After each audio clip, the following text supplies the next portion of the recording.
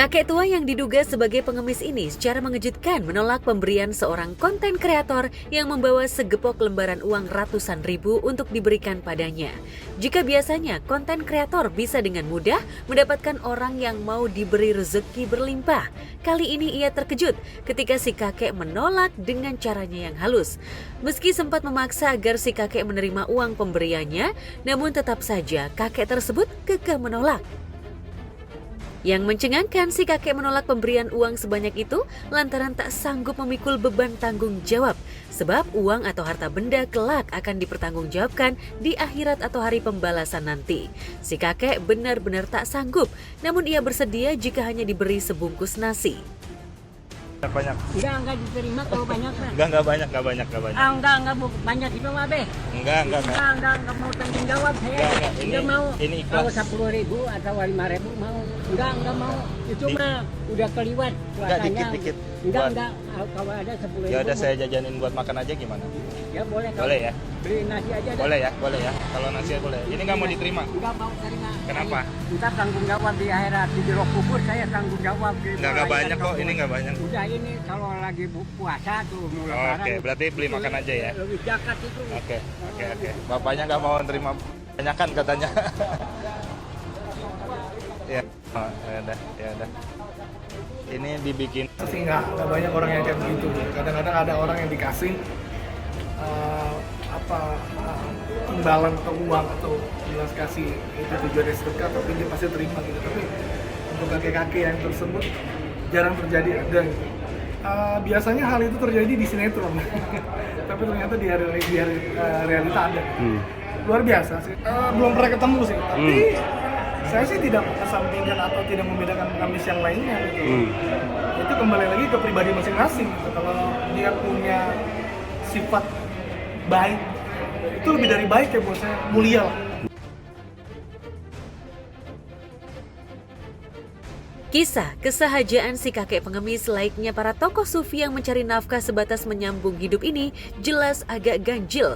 Apalagi hidup di kota-kota besar nyaris semua orang memimpikan berlimpah materi. Tapi alasan hari pembalasan itu pun sontak membuat warganet terkejut. Tak terkecuali konten kreator yang dibuat terheran-heran.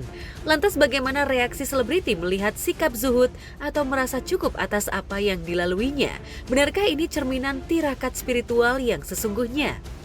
Ini nggak mau diterima. Enggak mau terima. Kenapa? Ntar tanggung jawab di akhirat. Di jero kubur saya tanggung jawab. Enggak banyak kok. Ini nggak banyak. Udah ini kalau lagi puasa tuh mau lebaran. Oke, berarti beli makan aja ya. Lebih zakat itu. Oke. Kalau buat saya pribadi sih pelajaran gitu. Saya sentilan. Setua rentah itu dia menolak uang, dia hanya makan saja karena dia mau puasa kalau nggak salah tuh. Iya. Ya kan itu luar biasa buat saya nih. Mudah-mudahan kedepannya kalau saya ada yang ngasih duit cuma sebagai upah saya bisa tolak. Kalau nasi boleh lah. Kadang kan manusia termasuk Anwar juga nih, pasien maaf ya ada keserakahannya kayak ambil tapi kita nggak tahu ntar pertanggungjawabannya gimana, terusnya ini duit dari mana, hasil apa, pasti akan ditanyain dong. Ini Anwar belajar karena ketika sebenarnya orang hidup itu di dunia ini nggak butuh apa-apa. Kita cuman pengen makan, ya kan? Dia udah bisa makan, udah bisa bernafas, udah bisa hidup aja itu luar biasa. Tapi ketika dikasih rezeki yang kaya dari orang tiba-tiba kayak uang kaget gitu kan, ya pasti harus ditanyakan dong. Ada orang tiba-tiba maaf kayak mendadak, terus dikasih duit segini, kita nggak tahu ini aliran duitnya dari mana. Terus tiba-tiba maaf, karena kasus katanya pencucian uang ini itu ya itu menjadi hal yang waspada. Seorang kakek aja yang hidup di jalanan dapat duit itu, walaupun ya mungkin buat kita duit yang nggak seberapa, tapi buat kakek itu sangat berharga. Dia nanyain, nggak mau, saya cuma butuh nasi karena dia nggak mau dosa gitu.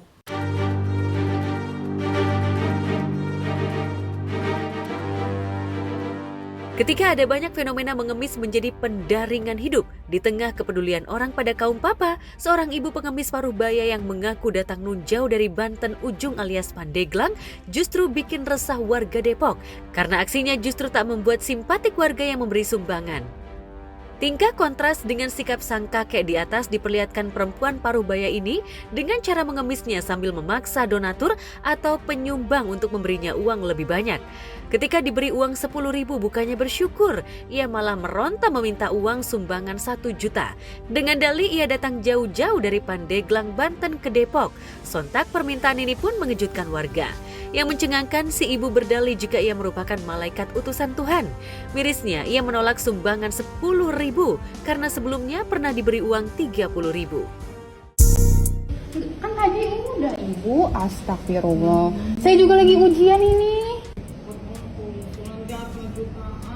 Ya udah saya mau.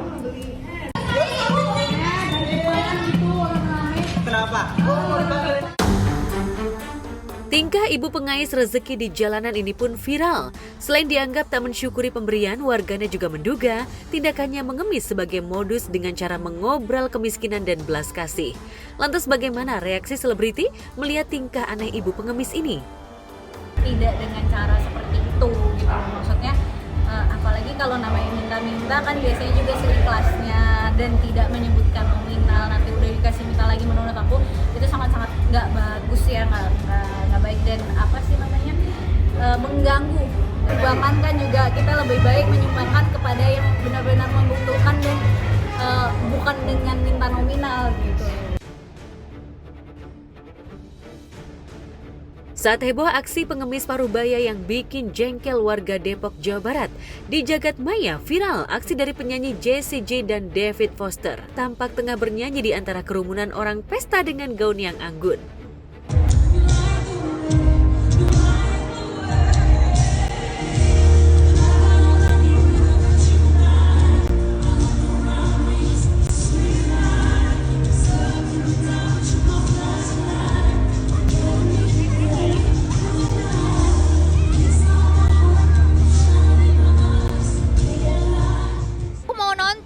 Kenapa ini yang jadi apa?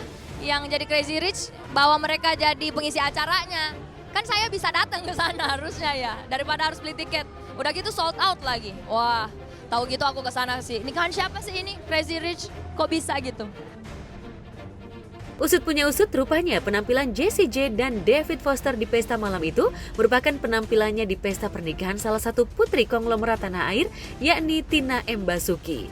Sejak video penampilan pesta pernikahan berasa konser eksklusif dengan menghadirkan Jessie J dan David Foster itu, warganet penasaran dengan siapa sosok Tina M. Basuki yang sebenarnya.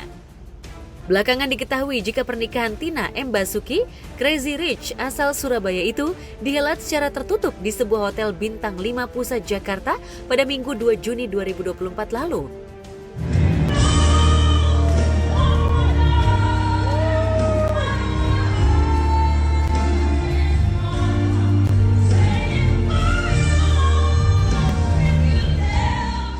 Belakangan diketahui jika Tina M. Basuki merupakan pemilik perusahaan Tesco Maritim atau sebuah perusahaan yang menyediakan alat berat dan perawatan seperti armada perkapalan dan sejenisnya. Keren banget. Aku jadi ingat ada Crazy Rich tapi India. Dia ngundang Rihanna. Nah ini Crazy Rich Indonesia. Ngundangnya Jessie J sama David Foster. Menurut gue sih keren banget. Kamu bisa jadi salah satu pelopor konser-konser internasional di Indonesia. Bawa Blackpink juga boleh nggak sih biar aku nonton?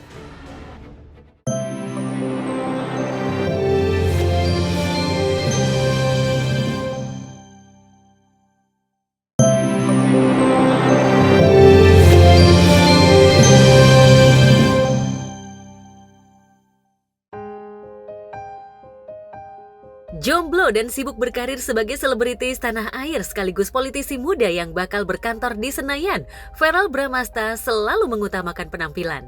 Segala busana yang lekat dengan tubuhnya harus sesuai dengan aktivitas yang ia lakukan. Dan baru-baru ini, demi menunjang looknya agar semakin kece, putra pertama Vena Melinda dan Ivan Fadila itu mencoba untuk menanam rambut. Verrell yang kerap mengabadikan potret dirinya dimanapun seperti tak pede dengan rambut pada bagian sisi bagian depan kepalanya yang tampak mulai menipis. Jalan satu-satunya untuk menghilangkan kebotakan itu dilakukan tanam rambut. Jadi this is the first day kita bisa keramas dan ini rasanya menjadi orang botak ya. Ini botaknya tapi agak bolong-bolong ya, kayak jadi agak geli-geli gimana gitu ya. Ya, jadi kita bakal share our hair transplant journey, dan kayaknya kalau Progresnya juga ya. masih ada perempuan yang sayang sama kita dalam kondisi gini, she's the one lah. Tak tanggung-tanggung untuk menanam rambut saja, Feral harus terbang ke Turki.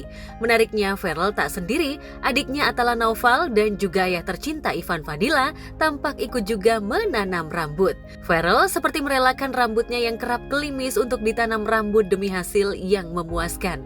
Lantas benarkah demi tampil menawan di setiap kesempatan, Feral rela merogoh kocek besar untuk tanam rambut? Hair care. Iya, Langsung bisa ke- kayaknya banyak banget soalnya yang udah Banyak mulai sebenarnya. nge-DM, tapi nggak usah malu-malu atau takut Bener, guys, emang langsung lakuin aja. ini tanda pekerja keras dan pemikir. Oke? Kamu harus Semangat. mikir sih.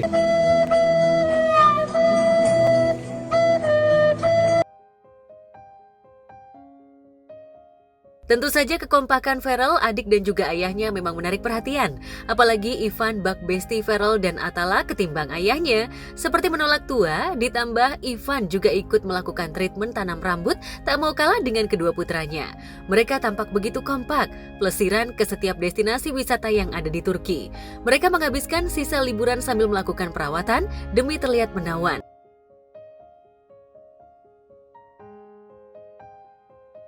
Tak kalah Besti, Marshanda dan Sienna selalu kompak jika keduanya tengah bersama. Kebersamaan itu kerap mereka pupuk dengan beberapa kali nonton konser bersama, melakukan TikTok hingga nyanyi bersama. Meski tak selalu bersama, namun quality time keduanya saat memiliki kesempatan memang benar-benar dimanfaatkan oleh mereka untuk memberi kebersamaan. Tak ada sekat pemisah antara keduanya, mereka bak sahabat dekat yang tak bisa dipisahkan oleh jarak dan waktu. Terus udah gitu doang, kamu kan jago biasanya. Ayo, come on, give me another move. Like how many moves? Just 3. Kedekatan Caca, biasa Marshanda disapa, dengan Sienna saat dirinya divonis mengidap tumor payudara. Meski sempat tak diberitahu jika ibunda tercinta mengidap penyakit yang cukup serius, namun pada akhirnya Sienna mengetahui. Dari situlah intimitas keduanya semakin lekat. Keduanya sama-sama tak ingin berpisah. Sienna jadi penguat, Marshanda pun sebaliknya. Can you describe it? Yeah, you're fun, you're funny, you're kind, you're sweet, kayak kayak gitu. Apa adanya? Ya apa adanya, exactly. Kesima kali ya. Karena tapi dia memang dari kecil termasuk anak yang mature sih ya. Jadi ya antara terkesima sama udah biasa, tapi selalu kadang-kadang kayak kaget gitu. Kok bisa sih anak ini ngomong kayak gini, kayak gitu-gitu.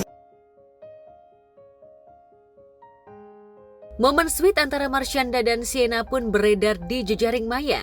Dalam kesempatan itu, Sienna tampak tak sungkan menyebut jika Marshanda sosok ibu yang tidak bisa tergantikan dan dibandingkan dengan siapapun. Bahkan di akhir kalimat, ia juga mengucap begitu berterima kasih lantaran telah memberikan wajah yang sama dengannya. Tentu saja ucapan Sienna itu membuat gelak tawa. You gave me amazing genetics. Kayak gimana maksudnya ibu ngasih genetik yang amazing? Muka sayang. Apa hal yang bikin kamu bangga punya ibu seperti Ibu Marshanda? Because you're you. Nggak ada yang bisa acting kayak ibu lagi jadi emak. Ibu itu cuma satu doang. Ekspresif.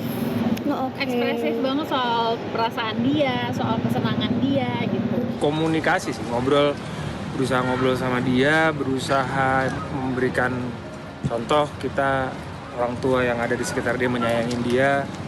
Terus apapun masalah yang ada kita selesaikan dengan cara komunikasi. Dan dia jadi terbiasa melihat orang-orang di sekitarnya berkomunikasi dengan baik, ya, sehingga dia juga ngerasa dicintain dan juga punya cara komunikasi yang baik. Itu sih yang kita selalu usaha. Tapi kan namanya anak beranjak remaja, kita belajar terus kan. Jadi dia yang sekarang aku nggak bisa bilang. Semua orang bilang, wah bagus. Iya, tapi gue juga masih belajar nih anak belum, masih panjang.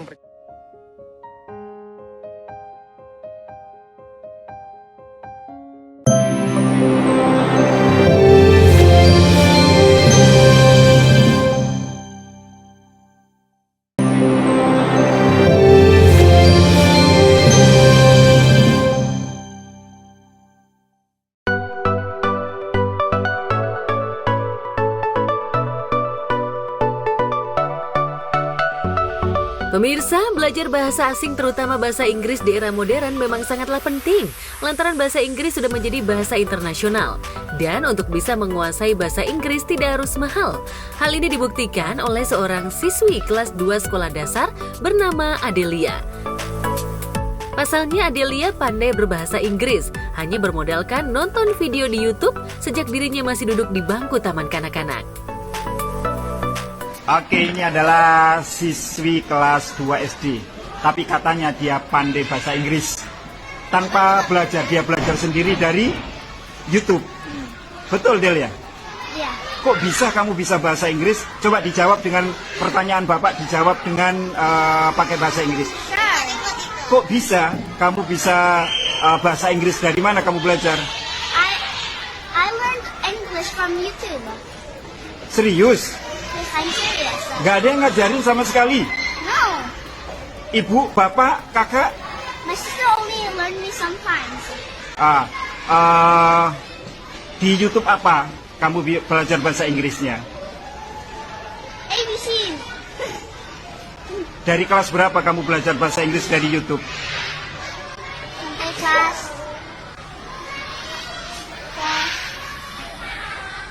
kelas berapa? TK? Kelas 1? Dari TK? Berkat kecerdikannya menggunakan gadget yang dimilikinya, Adelia kini fasih melafalkan setiap kalimat bahasa Inggris dalam percakapan sehari-hari.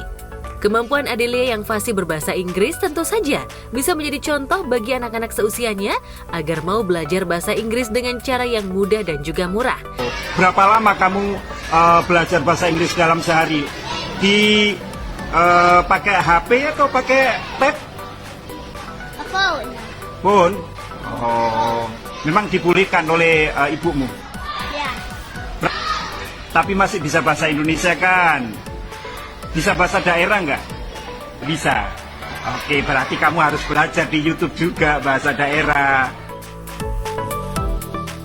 Tak hanya itu, kepintaran Adelia dalam berbahasa Inggris rupanya menuai decak kagum netizen dan juga selebriti. Menurut aku selama yang dia pelajari itu sesuai dengan batas umurnya dan melalui pengawasan orang tua ya gitu, itu nggak jadi masalah dan sesuai dan memakai durasi ya gitu. Jadi kan nggak mungkin kita ngasih gadget ke anak juga seharian full, itu juga kan nggak baik ya. Jadi kalau memang dibatasi, diawasi, itu masih nggak masalah. Dan konten-konten yang dilihat pun memang konten-konten edukasi, karena memang sebenarnya di zaman sekarang ini sudah medianya itu untuk media belajarnya itu literasi dan menggunakan gadget gitu. Dan ini ibaratnya memang kita harus bisa mengajarkan anak tentang gadget tapi sesuai dengan porsi dan kebutuhannya. Jangan.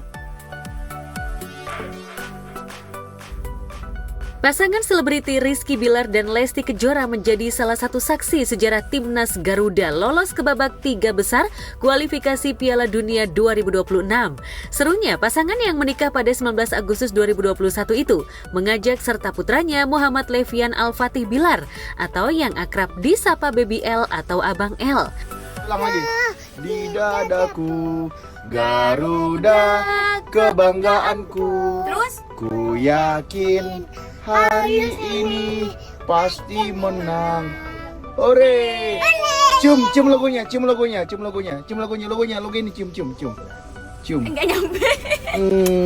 Wih, supporter timnas. Wih. Sesekali Abang L berteriak menyebut Indonesia. Indonesia. Abang L juga dengan lancar menyebut pelatih Timnas Garuda Sinteyong.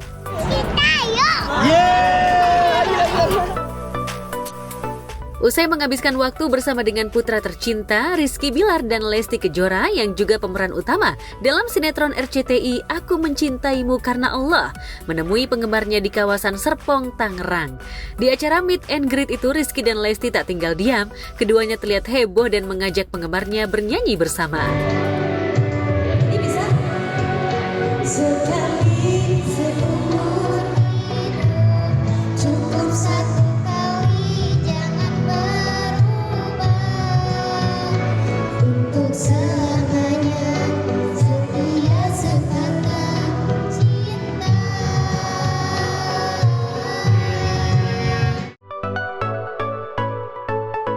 Keseruan dan kehebohan terjadi ketika ayah bunda Abang L ini terlibat dalam games bersama penggemar. Begini aja deh, kita bersaing secara sehat. Siapa yang dapat, dia yang cepat. Kebalik, siapa cepat dia dapat. Oke, kembali. Ayo Bu.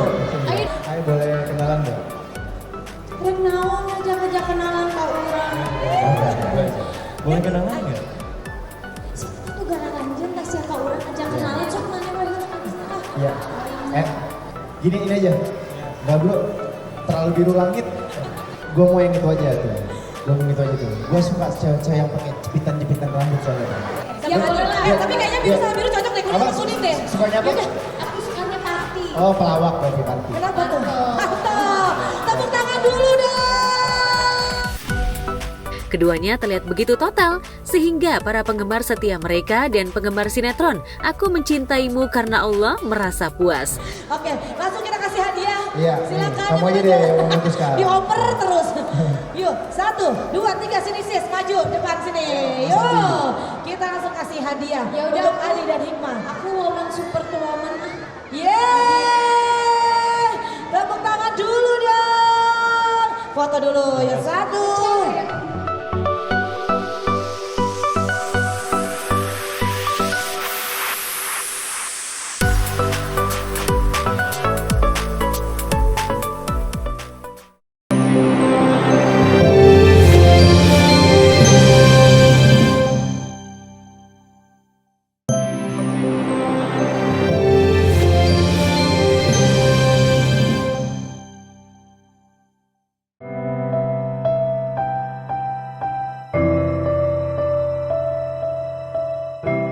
Pemirsa, seorang pemuda menangis haru setelah melihat seorang nenek masih giat bekerja di salah satu tempat makan yang ia kunjungi. Dari video yang diunggah akun TikTok Uncle John, terlihat anak muda berbaju hitam menangis haru, sementara sang nenek yang karib dengan sebutan Oma berada di samping anak muda tersebut. Dalam captionnya, TikToker tersebut menulis, "Soal air mata gue kalah." Pemandangan tersebut sontak jadi sorotan dan viral di media sosial.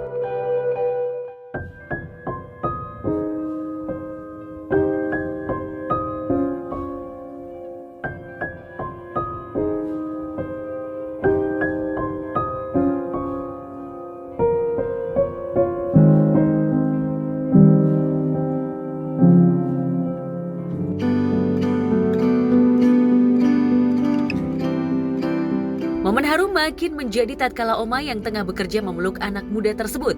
Bak cucu dan nenek, meski baru bertemu, namun keduanya seperti terlihat punya ikatan batin. Sang Oma juga mengundang anak muda tersebut jika rindu bisa datang ke resto tempat Oma bekerja setiap harinya. Keharuan yang dirasakan pemuda tersebut juga dirasakan sejumlah warganet. Tak hanya itu, banyak juga yang salut dengan semangat Oma yang masih produktif di usianya. Jadi kalau kalian di sini aja. Iya, mirip kamu.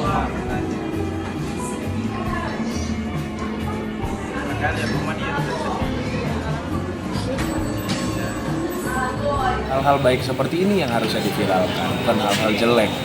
Sehingga kalau kita menyebarkan kebaikan, kita menyebarkan rasa cinta, mudah-mudahan rasa cinta itu dan kebaikan itu menular sama orang lain. Doa gua adalah semoga nenek tersebut panjang umur, karena memang bisa jadi neneknya sendiri memang harus terus beraktivitas supaya energinya terus bisa digunakan, supaya kerja otaknya juga terus bisa terpakai, sehingga meminimalisir sakit di usia senja. Bisa jadi alasannya itu. Dan untuk yang nangis itu bukti bahwa dia masih punya hati. Sehat-sehat selalu. Di masa tua seharusnya dia sudah istirahat, tapi dia tetap bekerja untuk ngebahagiain mungkin anaknya atau cucu-cucunya. Itu menurut gue salah satu hal yang amaze banget sih. Terharu gak? Udah pasti terharu. Kadang gini, banyak sekali kan anak-anak muda, mungkin termasuk gue mungkin ya, kadang kita mau kerja males-malesan. Nah ini orang tua, oma-oma setua itu dia masih mencari nafkah untuk kebahagiaan keluarga, anaknya, mungkin cucu-cucunya juga. Itu menurut gue sih amazing banget ya. Pesan yang harus diberikan kepada pemirsa di rumah ya, atau teman-teman, jangan pernah malas mendapat kerja atau mencari pekerjaan. Jangan pernah malas melakukan sesuatu hal yang positif, karena kenapa? Baik untuk diri kita dan keluarga kita masing-masing.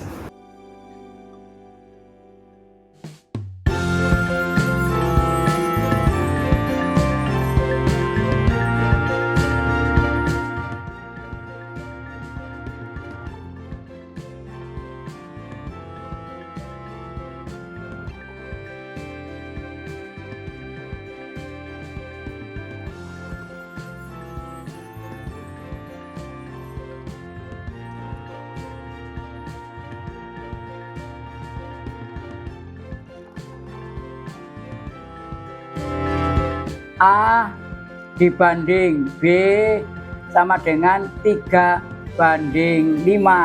Jadi P-nya sama dengan 3, terus Q-nya sama dengan 5. Selisihnya berapa selisihnya? Selisihnya N sama dengan 6. 3 kali 3, 9. 3 kali 3 sama dengan 9. Wah, A jawabannya.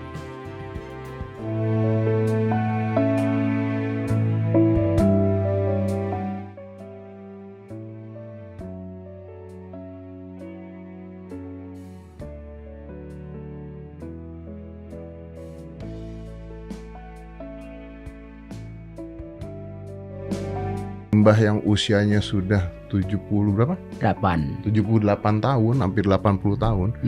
Mbah ngajar, ngebantuin anak-anak di TikTok, bahkan yang sampai mau kuliah dan sebagainya, Mbah bantuin ngajar. Ini namanya pahlawan dalam dunia nyata, Mbah. Terima kasih ya. Luar biasa. Kita penasaran nih, Mbah.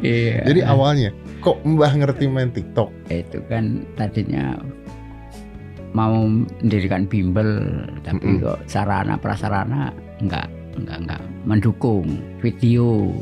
Tapi video itu lama prosesnya, pakai edit. Itu saja dari anak-anak itu bilang, "Mbah kalau live gimana, berani nggak?" Berani, siapa takut. Siapa takut. Alhamdulillah sekarang yang nonton setiap live itu ribuan. Ya.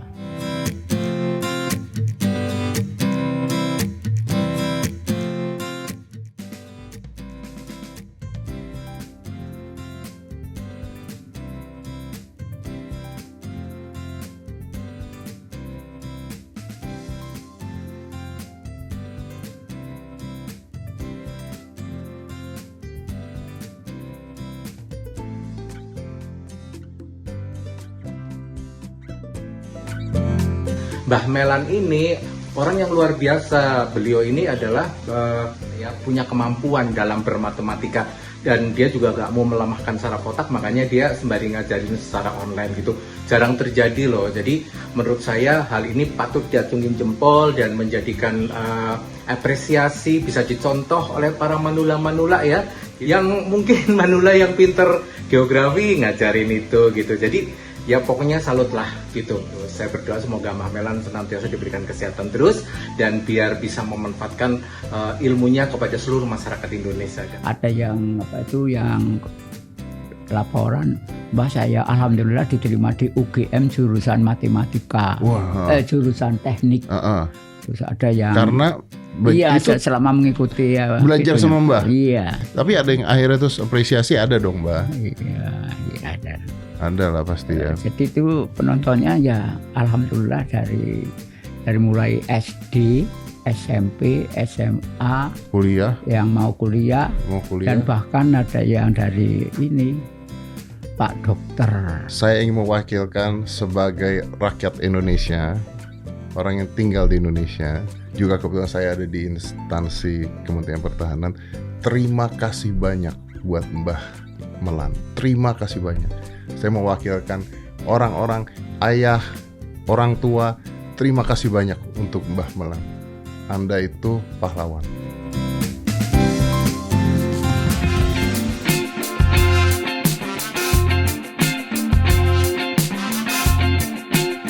Di lain tempat, Randy Martin saat ini diketahui tengah sibuk dengan aktivitas syuting setiap harinya. Saat ditemui tim Gospot di lokasi syuting, pemeran Farel dalam sinetron Seindah Cinta Mutiara yang tayang di RCTI ini rela disidak dan menunjukkan barang-barang wajib bawaannya setiap kali pergi syuting. Lantas apa saja isi tas dan barang yang dibawa Randy ke lokasi syuting? Halo pemirsa, aku Randy Martin. Welcome ke lokasi syuting Seindah Cinta Mutiara. Ini sinetron terbaru aku yang sekarang lagi tayang di RCTI setiap hari jam 6. Nah, ini kita lagi di lokasi, lagi menjelang jam break makan nih. Memang lagi banyak yang istirahat, ada yang lagi take juga. Tapi gue mau ngasih kalian lihat nih, ngintip ruangan kita sedikit. Ini ada teman-teman kostum kita juga. Bang Roni, saya lo dong. Nah, ini gue kebetulan lagi gabung sama anak-anak make up dan kostum. Jadi ini kursi gue lagi duduk di sini nih. Nah ini beberapa tas lah, ada tas buat kuliah ceritanya, adegannya kan kuliah nih. Jadi Farel itu kan mahasiswa, jadi ini ada ransel kuliahnya nih, ini gue kasih lihat nih. Ini ransel kuliahnya Farel. Karena kita kan ceritanya kuliah ya. Isinya kosong. Ini properti soalnya nih. Ini properti jadi kosong guys. Nah ini gue mau ngasih ngintip ke kalian deh. What's in my bag? Ini gue biasanya bawa tas kecil ini salah satunya. Biasanya isinya macam-macam nih, ada HP, terus nih HP 2, ada satu lagi di sini gue kantongin nih. Bedanya yang satu lebih kecil ukurannya. Enggak, yang ini tuh karena banyak ini sih, banyak file-file gitu, jadi akhirnya aku tetap ini aja. Terus ada power bank guys. Gue tuh suka yang compact-compact, yang praktis-praktis nih. Gak cuma baterai yang kecil ya, power bank kecil nih gue juga ada ini. Nih, parfum kecil. Yoi. Kadang-kadang itu pakai banget kalau lagi tiba-tiba kita lagi di mana. Ini tuh kan kecil, jadi gue bisa kayak simply attach ke HP kayak gitu. Kecil banget. Ya gue jadi power bank deh. Tuh kecil banget, jadi enak gitu. Bisa sambil compact, sambil nelpon, sambil apa. Nggak yang pakai kabel kemana-mana ribet kan. Tapi memang ini PR-nya adalah dia cuma bisa sekali dicas. Ini parfum guys. Tuh, cuman kecil kan, kayak 10 ml gitu. Jadi gue instead of bringing yang botol parfum yang gede, gue bawa yang kecil gini aja, jadi di pump gitu. Random aja. Karena kadang-kadang tuh buat gue wangi parfum tuh ngebantu mood juga sih. Terus apa lagi ya? Terus ini dompet. Terus udah ini paling apa, kipas di sini. Oh ini gue biasanya bawa kipas. Oh ini ada kipas lipat nih. Gitu. Karena ini asisten gue yang bawa biasanya. Kadang-kadang kita syuting panas, baju juga tebel-tebel, kadang jaket, kemeja, begitu. Oh bawa jam tangan gitu.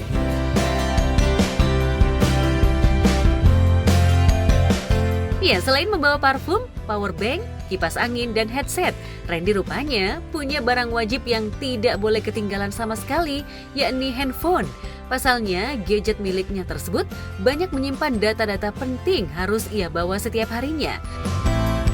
Handphone yang nggak boleh ketinggalan, yang utama handphone, karena memang handphone sekarang canggih ya guys. Jadi dalam satu handphone tuh bisa melakukan berbagai banyak hal. Jadi kalau handphone ini ketinggalan tuh agak repot. Karena kan sekarang bisa ini ya, bisa wireless, kita payment, bisa cashless, bisa apa. Jadi handphone sih. Baru nomor 2 dompet. Nomor 2 dompet, terus nomor 3 apa ya? Parfum juga kayak nggak boleh ketinggalan deh. Karena kan kita kadang-kadang juga interaksi sama teman-teman lain gitu kan, jaga kebersihan, jaga kewangian, kan jangan sampai adegan jadi nggak nyaman teman lawan main kita. Oke pemirsa, thank you banget ya udah sempat lihat-lihat isi tas gue dan ya mampir lihat-lihat backstage dan base camp kita seperti apa dari Seindah Cinta Mutiara. Jangan lupa untuk nonton terus Seindah Cinta Mutiara setiap hari jam 6 waktu Indonesia Barat hanya di RCTI.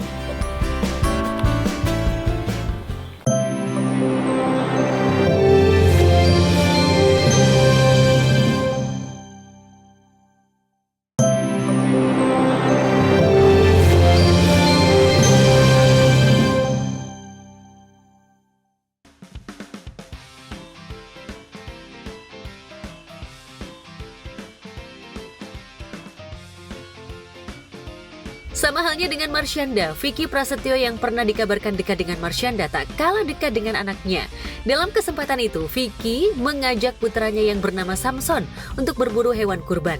Mengenakan kaos hitam, keduanya tampak kompak menyusuri satu persatu sapi yang ada di sana. Samson yang menemani Vicky begitu antusias sedari turun dari mobil. Apalagi ia penasaran dengan sapi yang dibeli oleh ayahnya. Ya pemirsa, Assalamualaikum warahmatullahi wabarakatuh. Wah, saat ini sang gladiator sedang berada di kandang sapi terbesar. Wah, adanya di Jati Asih, Bekasi, dekat rumah. Aduh, sama Pak Haji Bambang. Assalamualaikum Pak Haji. Ini ngajak Samson juga dari tadi pagi dia nanyain, sapi kita mana? Kan ada orang Cikarang nih nyebutnya Sampi. Guys, lihat guys, ini si Rossi guys. Tuh, si Rossi guys, sapi viral guys. Paling terbesar se-Indonesia, sudah 3 kali juara nasional dalam 1 tahun. Luar biasa guys, si Rossi guys. Kita naik Sam, si Rossi Sam, lihat Sam. Oke, Rossi, siapa namanya Sam?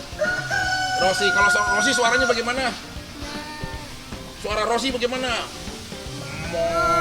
Kenceng-kenceng dong, bagaimana suaranya Sam? Wah, lagi, lihat suaranya bagaimana? Wah, suara Rossi.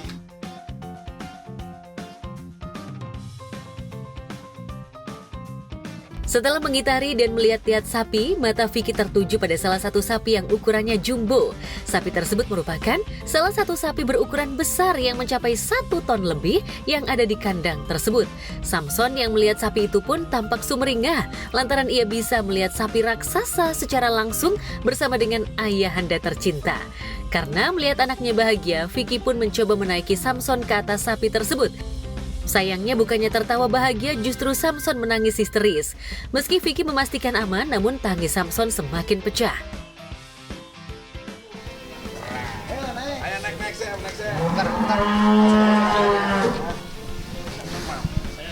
Terfoto sama Dedi, ayo sama Dedi foto. Enggak. Apa? Enggak ini. Enggak, saya enggak jangan enggak ada Dedi. Ini lihat tuh. Lihat. Enak. Ya dah, foto lu mah. Foto lu mah. Iya, foto lu. Ini siap.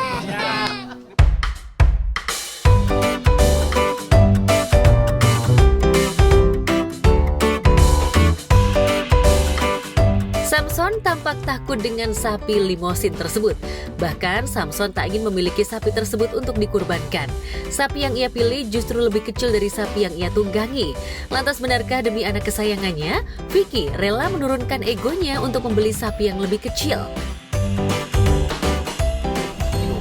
950 kilo. Harganya berapa Pak Haji? Ini saya buka harga di 85 juta. 85 juta guys pokoknya. Jadi Samson seneng gak yang ini? Yang ini aja? Ya ini aja. Yang ini apa yang ono? Si Rosi. Ini oke.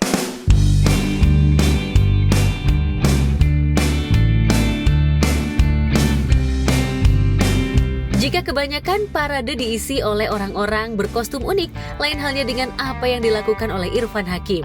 Irfan justru melakukan acara parade sapi-sapi berukuran jumbonya.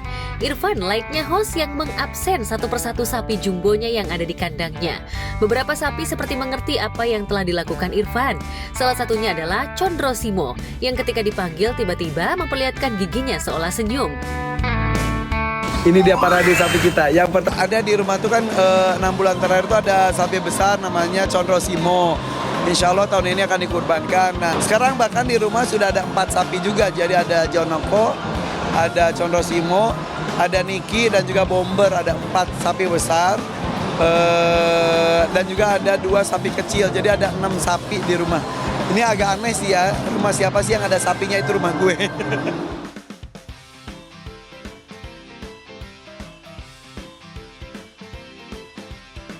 Dan yang paling baru adalah Irfan dan timnya membuat makanan spesial untuk sapinya yang bakal ia kurbankan.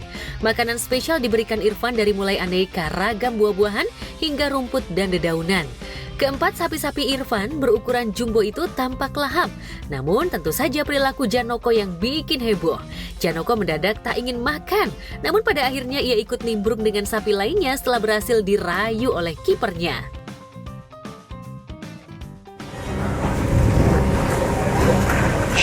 Jangan kok.